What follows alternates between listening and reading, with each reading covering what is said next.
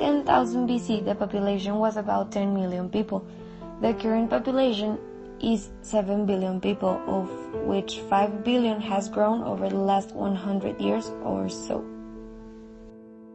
In Bangladesh, the population has tripled from 50 to more than 150 million people in 60 years. The size of families in that country is a concern. A woman in Bangladesh works for the government in family planning service.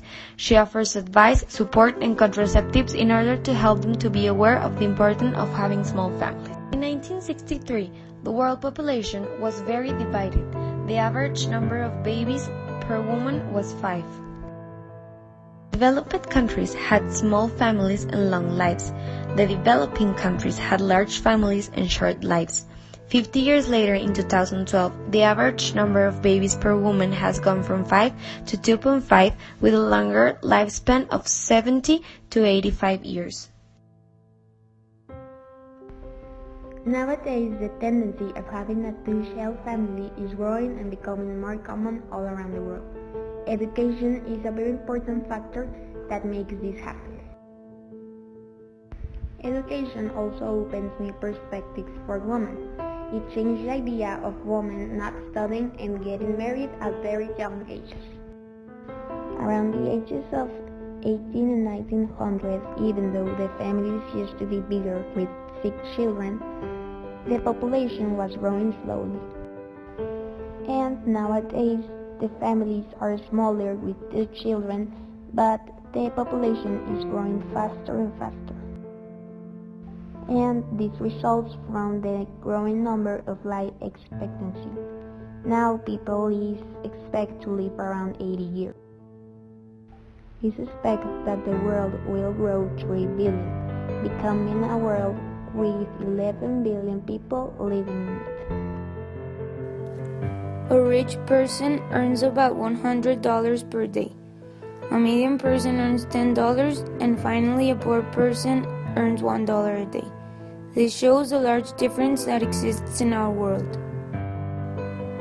People who earn $1 per day are considered in extreme poverty. 1 billion of our population is in this condition.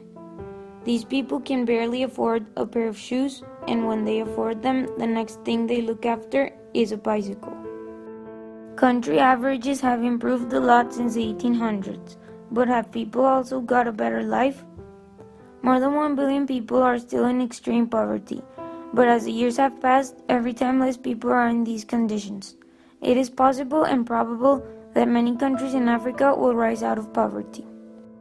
This graph shows us the relation between income and lifespan. We can see how the countries have improved since the 19th century to the year 2012.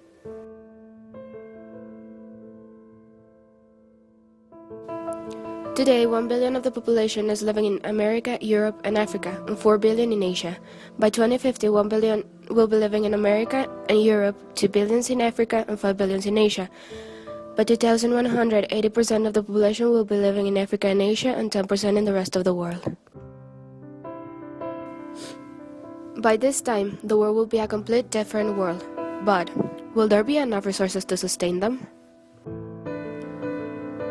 It is possible, and Asia has proved it by being the most populated continent and at the same time continuing the road to world. Even the poorest people have been getting a more decent life. The UN has a goal of eliminating extreme poverty within the next 20 years by increasing education, health, roads, and electricity. This means a lot of hard work, not just from them, but from all of us. People want a good life. They want a better car, a bigger house, and more money. But this only leads us to a severe climate change. To produce all of these things, we need energy, and 80% of the energy we use comes from fossil fuels. This graph shows us the amount of carbon dioxide produced in the world during 1 year. We can see that the poorest billion produces half of what the next billion produces, and that billion half of the next one, and so it goes. Extreme poverty, population growth, climate change. What will you do to solve these problems?